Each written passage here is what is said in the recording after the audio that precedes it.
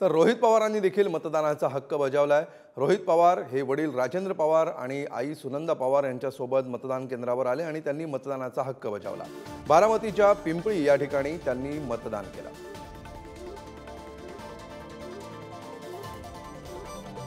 रोहित पवार हे आपल्या आई वडिलांसोबत मतदान केंद्रावर दाखल झाले आणि त्यांनी मतदानाचा हक्क बजावला। तर मतदानाआधी रोहित पवारांनी एक मोठा आरोप केलाय।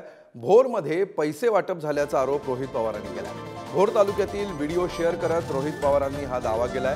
अजितदादा मित्रमंडळाचा पदाधिकारी आणि मावळमधील एका नेत्याचे हे कार्यकर्ते आहेत असा त्यांनी आरोप केलेला आहे। यासाठीच हवी होती का वाय दर्जाची सुरक्षा असा सवाल देखील रोहित पवार यांनी उपस्थित केला। त्यांच्याशी संवाद साधला आमचे प्रतिनिधी संदीप बल्लाळे। कर्जत जामखेडचे आमदार रोहित पवार आपल्याबरोबर आहेत। ते आपला मतदानाचा हक्क बजावण्यासाठी आले होते। दादा काय सांगाल मतदानाबद्दल? आता लोकशाहीवर आमचा विश्वास आहे, संविधानावर विश्वास आहे। आम्ही आत्ताच मतदान कुटुंबासकट तिथे केलेलं आहे। पहिलंच मतदान माझं म्हणजे पहिल्या नंबरचंच माझं मतदान होतं आणि मग आम्ही लोकशाहीच्या बाजूला आहोत, लोकांच्या बाजूला आहे।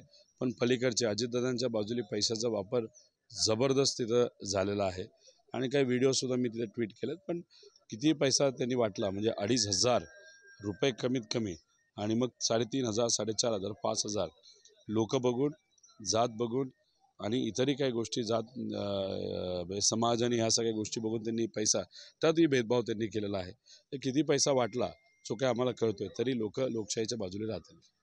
रात्री तुम्ही ट्विट केल्यानंतर अजित पवार असे बोलले की त्यांचं डोकं फिरलंय आणि त्यांना काय एवढा पैसा जो अजितदादांनी वापर केलाय बघितल्यानंतर खरंच माझं डोकं फिरलंय। तर असा पैसा जर वापरला जात असेल तर मग सामान्य कुटुंबातून कोणी एखादा व्यक्ती कसा निवडून येणार? आणि त्याच्याच बरोबर तुम्ही जर बघितलं दादा 2 दिवसापूर्वी मटक्याबद्दल काहीतरी बोलले होते। मटका कोणी फोडला मला माहीत नव्हतं, माझा कार्यकर्ता नाही। हेलिकॉप्टरमध्ये मात्र तुमच्या कार्यकर्त्याला तुम्ही घेऊन फिरता आणि दुसऱ्या बाजूला तुम्ही म्हणता की मी त्याला ओळखत नाही। आता इथं सुनील शेळकेचे नातेवाईक तिथं होते जे तुमचे आमदार आहेत, त्याचबरोबर त्यांचे कार्यकर्ते तिथं होते आणि मग अशा परिस्थितीमध्ये तुम्ही म्हणता माझं डोकं खराब झालं आहे। ठीक आहे, 4 तारखेला कोणाचं डोकं खराब होते आणि कोणाला वस्तारा वापरायला लागेल हे बघावं लागेल।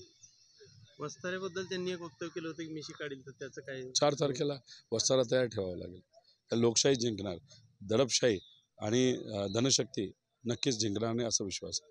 मताधिक्य किती मिळेल? कमीत कमी 2.5 लाख।